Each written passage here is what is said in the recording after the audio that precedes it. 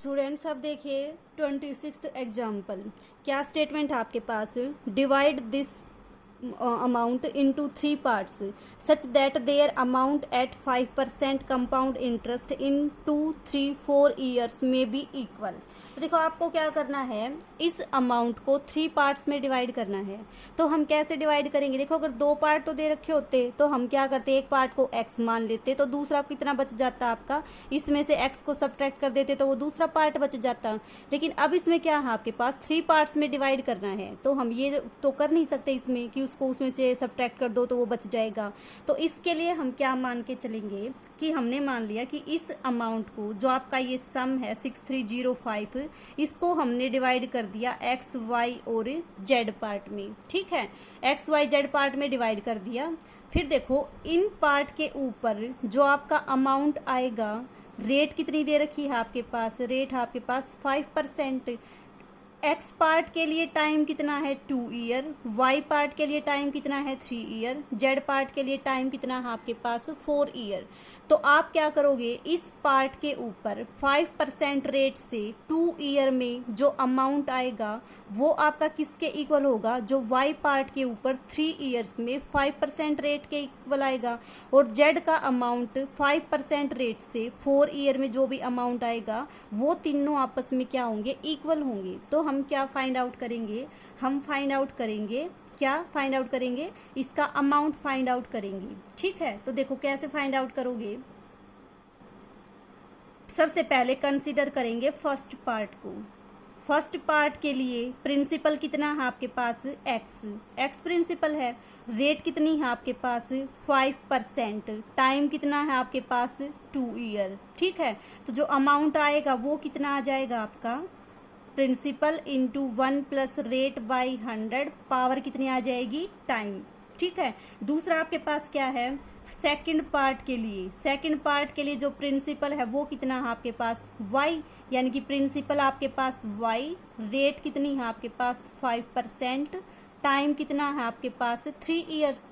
ठीक है, तो इसका जो अमाउंट आएगा वो कितना आएगा आपका? Amount is equal to principal into 1 plus rate by 100 power time. ठीक है, फिर क्या करोगे थर्ड पार्ट के लिए? थर्ड पार्ट के लिए जो आपका प्रिंसिपल बनेगा वो कितना है? जेड। रेट कितनी है आपके पास? 5%। टाइम कितना है आपका? 4 ईयर। ठीक है, तो आपका जो अमाउंट आएगा वो कितना आ जाएगा? Amount is equal to principal into 1 plus rate by 100 power आपकी टाइम। क्वेश्चन के अकॉर्डिंग क्या दे रखा है कि जो आपने ये अमाउंट निकाला है वो तीनों क्या है आपके? इक्वल हैं। तो तीनों अमाउंट को क्या करो? इक्वल पुट कर दो। ये अमाउंट और ये अमाउंट कर दो इक्वल पुट। देखो क्या आएगा आपके पास? ये आपके पास आएगा, तीनों को जब इक्वल पुट करोगे तो क्या आ जाएगा आपके पास? ये आ जाएगा। अब क्या करो, इस पूरी इक्वेशन को इस क्वांटिटी से डिवाइड कर दो। इससे जब आप डिवाइड करोगे तो देखो यहाँ पे पावर 2, यहाँ पे पावर 4, तो जो आपका डिनोमिनेटर में बचेगी वो कितनी पावर बच जाएगी? x बाई 1 प्लस 5 बाई 100 की पावर 2 बच जाएगी। यहाँ पावर 3, जब इस क्वांटिटी से डिवाइड करोगे तो यहाँ पे पावर 3 है, यहाँ पे पावर 4 है। डिनोमिनेटर में क्या बच जाएगा? 1 प्लस 5 बाई 100 और इसकी पावर 1। इसको इसी से डिवाइड करोगे तो ये तो कैंसिल हो जाएगा, ये आपका बच जाएगा z बाई 1। अब देखो जब इसको आप सोल्व करोगे तो ये क्या बचेगा? x बाई, ये किससे कटेगा आपका? 25 से। 25 प्लस 1 कितना आ जाएगा आपके पास? 26 बाई 25 की power 2। This is equal to y by, ये कितना बन जाएगा आपके पास? 26 by 25 and this is equal to z by 1। तो देखो x ratio y ratio z जो आएगा आपके पास वो कितना आ जाएगा आपका? यहाँ पे 20 पे जाएगा ये, तो ये आपका बनेगा 21 बाई 20 बाई 20। ठीक है, अगर आप इसको रेशियो में लिखोगे, यहाँ से देखो x ratio Y ratio Z कितना आ जाएगा आपके पास? x ratio Y ratio Z is equal to कितना आएगा आपके पास? x का रेशो कितना है आपके पास? 21 की पावर 2 करोगे कितना आएगा? 441 डिवाइडेड बाई 400। y का रेशो कितना है आपके पास? 21 बाई 20। जेड का रेशो कितना है आपके पास? 1 बाई 1। तो देखो जब आप इसका एलसीएम लोगे तो ये कितना आ जाएगा आपके पास? 400 आएगा। ये कितना बच जाएगा? 441।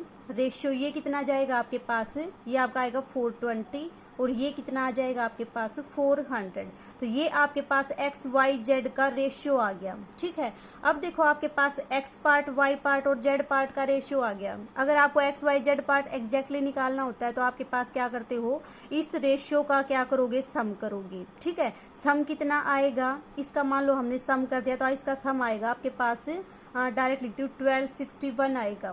तो देखो अगर आपके पास टोटल अमाउंट 1261 है तो एक्स का पार्ट कितना है आपका 441। ठीक है, अगर आपके पास 1261 टोटल पार्ट है तो एक्स का पार्ट कितना है 441, 1 है तो कितना आ जाएगा 441 बाई 1261। और अगर आपके पास टोटल अमाउंट इतना है तो एक्स का पार्ट कितना आएगा 6305 है तो कितना आ जाएगा, इसको 6305 से मल्टीप्लाई कर दो, ये आपके पास आ जाएगा 2205। ये आपके पास एक्स पार्ट आ गया।